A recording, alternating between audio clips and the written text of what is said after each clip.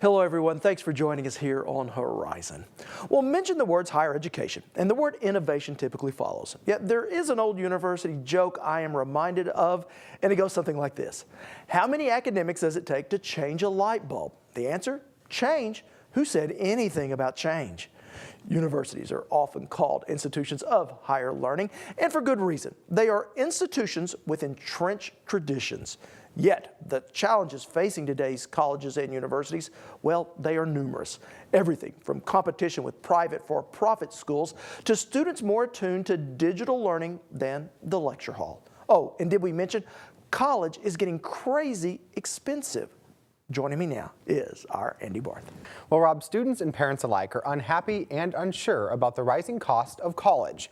With the student debt ceiling reaching more than $1 trillion, some wonder if it's even worth it, while others believe it's a wise investment.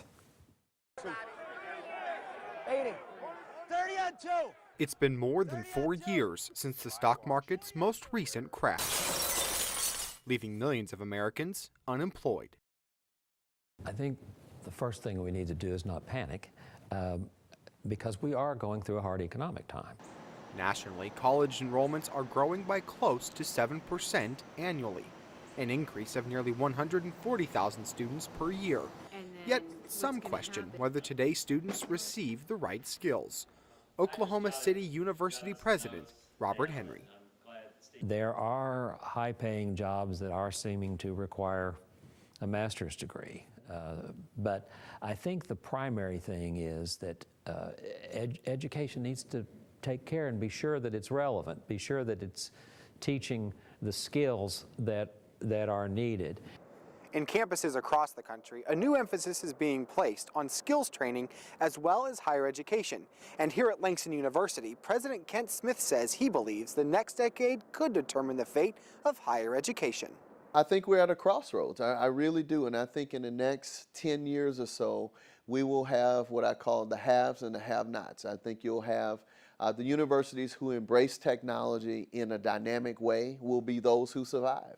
And I think those who don't, I think some of them will go extinct. And Smith says Langston will not be one of those colleges refusing to move forward. One of the pieces that we need to do, will do a much better job of, is infusing technology into the classes that we have. I foresee more online courses for Langston University. I also see more online hybrid courses, meaning a mix of traditional teaching mixed in with some online pieces within the same class. Today, we mark an important milestone on the road to health insurance reform and higher education reform. In 2010, President Obama set 2 national goals for education. By 2020, he wants America to once again have the highest proportion of college graduates in the world, up from its current 16th place, with community colleges adding an additional 5 million graduates. Currently, community colleges enroll more than 6 million students nationwide. Redlands Community College President Larry Devane says his school helps students go straight to the workplace. Our folks tend to be from Oklahoma, they're about Oklahoma, and our placement rates are in Oklahoma. So the biggest mission we see ourselves having is that we are very much a part of what kind of quality of life are we going to have. And while science, technology, engineering, and math are degrees highly sought after, Devane says we can't forget other skills it takes to be successful in a career. Understanding the importance of researching, doing the work that one needs to do, whether it's to set something up or to become a producer in or to have a livelihood in, is extremely important. And that's a form of applied research. Research that Langston's president says will demand a strong grasp on technology.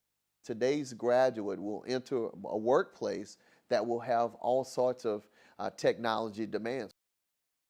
Well, it's no secret how important an education is. It's been said that a college graduate earns $1 million more in their lifetime compared to non-college grads. But how do we pay for that degree?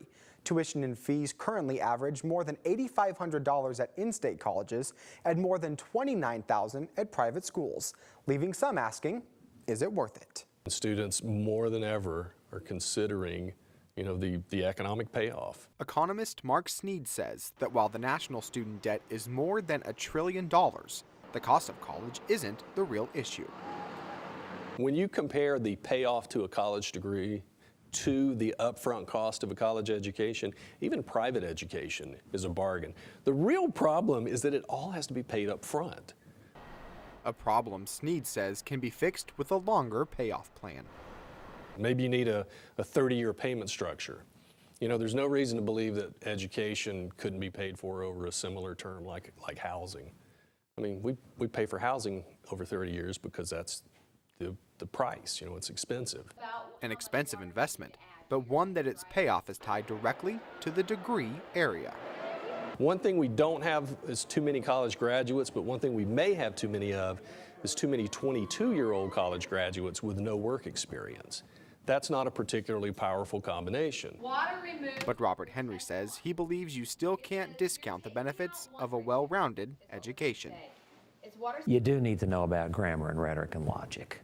You do need to be able to communicate. You do need to be able to make a speech sometime in your life. It would be helpful if you could write an essay or an article that is persuasive. But they also teach you how to think and how to critically evaluate. And this is something that students and young people need today. All to be able to compete for 21st century jobs in a global marketplace. Now, while the cost of higher education is increasing at both public and private colleges, a new trend is emerging as online colleges charge tuition like a cell phone plan, with pay-as-you-go classes making it much more affordable while still earning.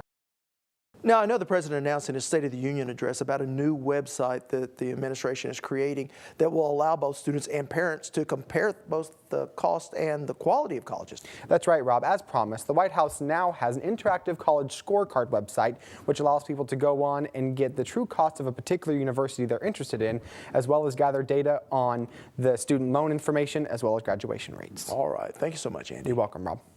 Now, if you want a link to the administration's website on higher education, you can do that at okhorizon.com, where we also have a link to a video from our partners at Face the Facts USA on the rising cost of college and the implications it could have on our economy. Now, when we return, we look at changes afoot in the classroom.